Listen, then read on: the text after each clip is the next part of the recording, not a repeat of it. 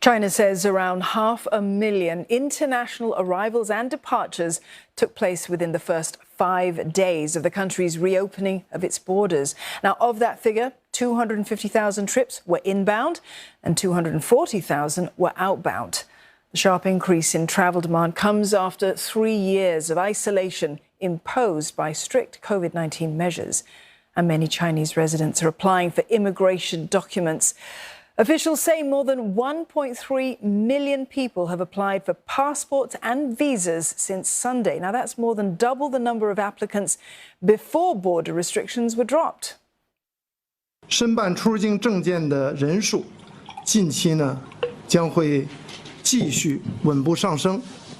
国家移民管理局呢将动态调整管理服务措施，为申请人顺利出行提供必要的便利。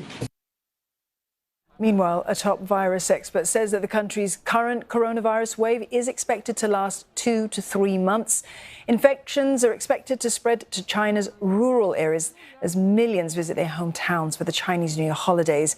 Officials are warning that the worst of the outbreak is not over, and treatment, well, it must now focus on areas where medical facilities are poorer than those in big cities. State media says that more than a third of the country's 1.4 billion people are living in regions where infections are already past their peak. For more, Olivia Xiong joins us now from Beijing. Ollie, it's been nearly a week that's passed since China reopened its borders, and authorities, they are getting a better sense now of all that pent-up demand for travel, aren't they?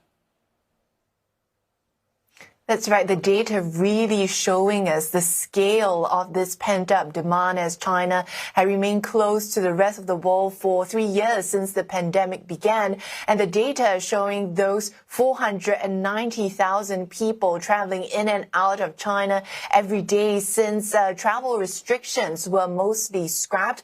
That is an increase of about 50% compared to before the policy relaxation. But we have to note that this is only at about 26% of the same period in pre-pandemic times in 2019. So a lot more travel likely to come down the road.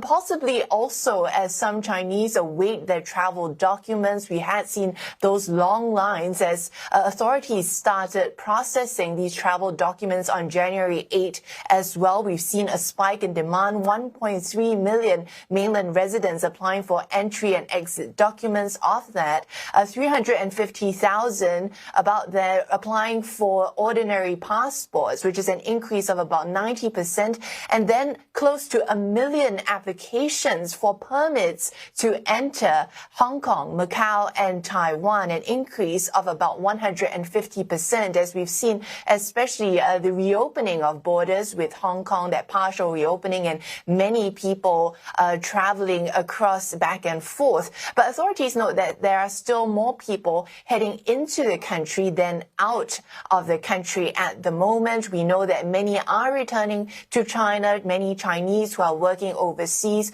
for the first time, returning home in 3 years, many looking forward to family reunions, especially over the Chinese New Year period. Also, there could be several other challenges. Flights we know are in limited supply. Aviation authorities today saying that over the past week, there have only been 560 international passenger flights, and that accounts for just 6% of pre-pandemic levels, even though China has said that it's to boost this to 80% by the end of the year. But aviation experts I've been talking to say this could take some time. Another factor weighing on people could be the restrictions that have been imposed on Chinese travelers, although today we heard Chinese officials continue to hit back and defend China's countermeasures as we have seen it move to stop issuing short-term visas to travelers, for example, from South Korea and Japan.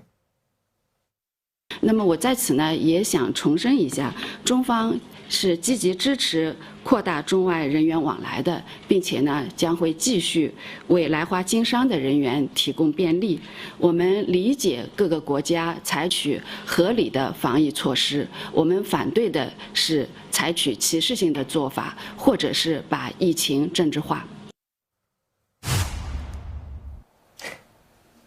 And we have to note that China still requires inbound travelers into the country to do a 48-hour pre-departure test. And when asked why this rule still remains in place, even as China is relaxing its COVID measures, authorities say that while they want to facilitate cross-border travel, they also want to prevent cross-border transmission as well. Ollie, thank you for that update on travel demand in China. Elvis Yong there in Beijing.